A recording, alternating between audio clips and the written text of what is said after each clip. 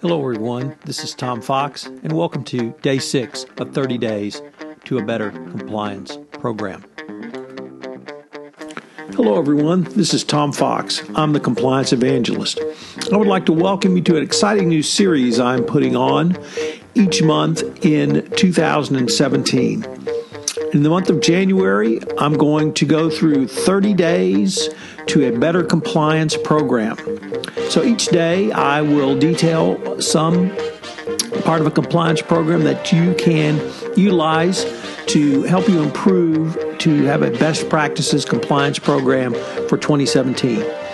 With the operationalization of compliance mandated by the Department of Justice in the form of their Compliance Counsel, Wei Chin, and incorporated into the FCPA pilot program announced by the Department of Justice in April 2016, it's more important than ever that you upgrade your compliance program and show how you've operationalized. In this series, I'm going to help you do that. I hope you will enjoy this series. I hope you will join me, and I look forward to this journey with you. Hello, everyone. This is Tom Fox, and welcome to Day 6 of 30 Days to a Better Compliance Program. Today, I want to visit with you about incentives and discipline. The FCPA Guidance says that in addition to evaluating the design and implementation of a compliance program throughout an organization, enforcement of that program is fundamental to its effectiveness. This means the compliance program should apply from the board level down to the supply room, and no one should be beyond its reach. Both the Department of Justice and the Securities and Exchange Commission will consider whether, when they are looking at a compliance program during an enforcement action, whether a company has appropriate and clear disciplinary procedures, whether those procedures are applied reliably and promptly, and whether they are commensurate with the violation. Many companies have found that publicizing disciplinary actions internally, when appropriate under local law, can have an important deterrent effect, demonstrating that unethical and unlawful actions have sure and swift consequences. When it comes to discipline, there's nothing more important than the fair process doctrine. The fair process doctrine generally says that when you engage in a process that's fair, people will accept the results, even if it's not the result that they wanted or they desired. But the key is that the process has to be fair. When it comes to discipline, that means you have to have an impartial umpire making a decision. You have to have the employee who's being disciplined with the right to, if not confront, certainly have the evidence against him refuted by himself or his representatives. When making allegations and presenting evidence, that employee should have the right to have a representative present, whether that be another co-employee or outside counsel. And then finally, as I started off with, having an impartial umpire make a final determination if it's up to and including discipline. Those are generally the parameters of a fair process, but it's the process that's important. So if you have discipline, you need to make sure that the process around it is fair, not simply because someone makes an allegation and an employee is terminated on the spot. The other thing about discipline that many companies seem to forget is that they do not actually discipline employees. There's not a whole lot of point in having a disciplinary process in the history of your company if no one is ever disciplined. And one of the things that regulators want to see is that there is discipline levied, when appropriate, on employees for violation of the code of conduct, a compliance program, or other internal controls. Now, that discipline can be a letter put in a file. It can be a promotion that's delayed. Can be up to and including termination. But if you've never disciplined anyone for a violation of the code of conduct, I would suggest that simply because you haven't looked or you haven't paid attention or you certainly have not engaged in the activities that you said you would in your code of conduct.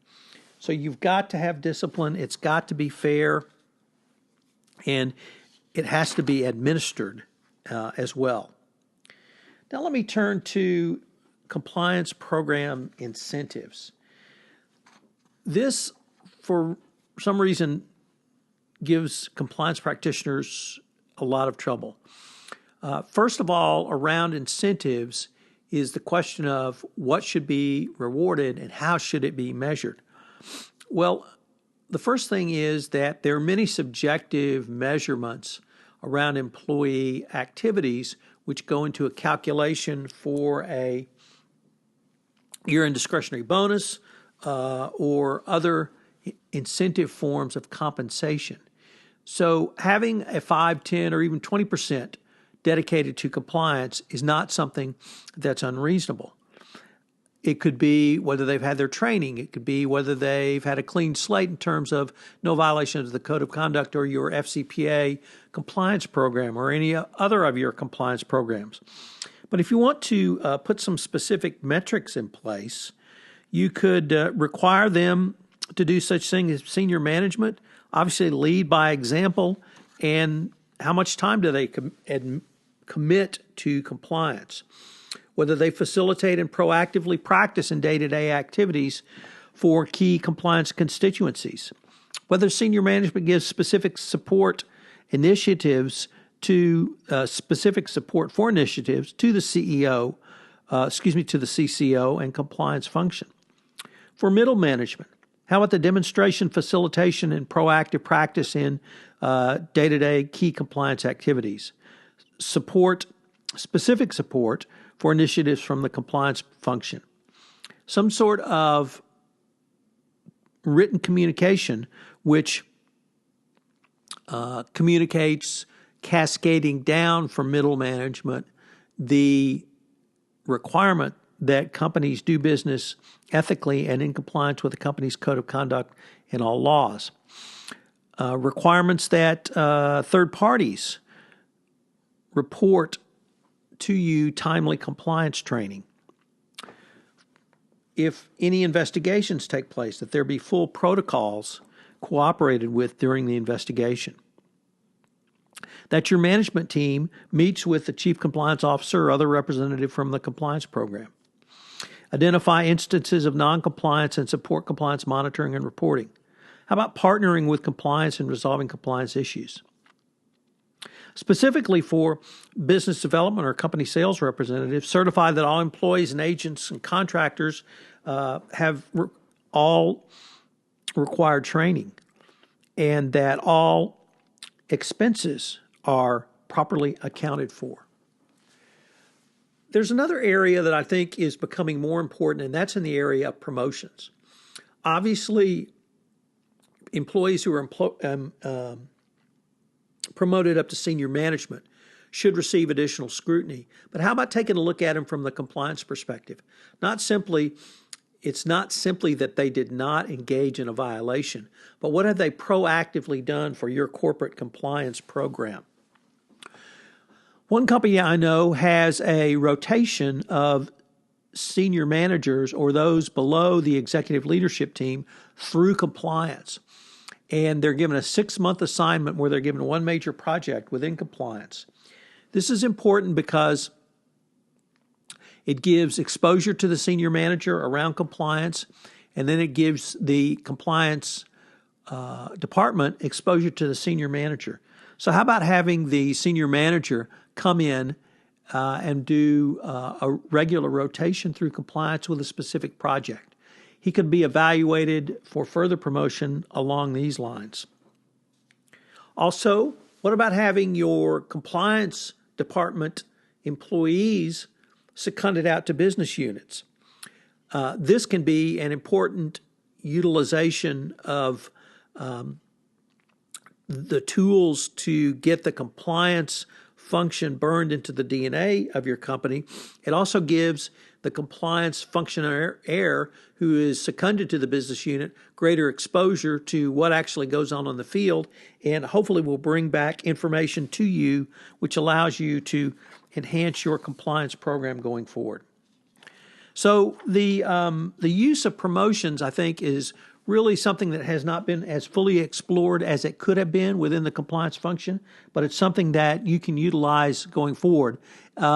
If you need some ideas, I would suggest you go down and have a cup of coffee with your head of HR and tell them that you'd like to incorporate some ideas around promotion and incentives into your compliance program. So what are your 3 key takeaways for day 6 on incentives and disciplinary measures. Well, at first is, does your company have a fair process doctrine around discipline? It's really the process, and is it fair? Outlining the steps that I have detailed for you. Second of all, discipline. You must have instances where discipline was appropriately administered when the situation certainly warranted it. If you've never disciplined an employee in the history of your company around compliance or the code of conduct, I would simply say you really do not have a robust disciplinary program. And then number 3, promotions. Think about rotating senior management, middle management, and even executive management through your compliance program, because I think it will give you an opportunity to evaluate them, how they work with your compliance program. It gives your compliance function greater exposure to this level of management, and it helps everyone to understand the views and roles of others. And having that sort of cross-fertilization is something that can only enhance your compliance program.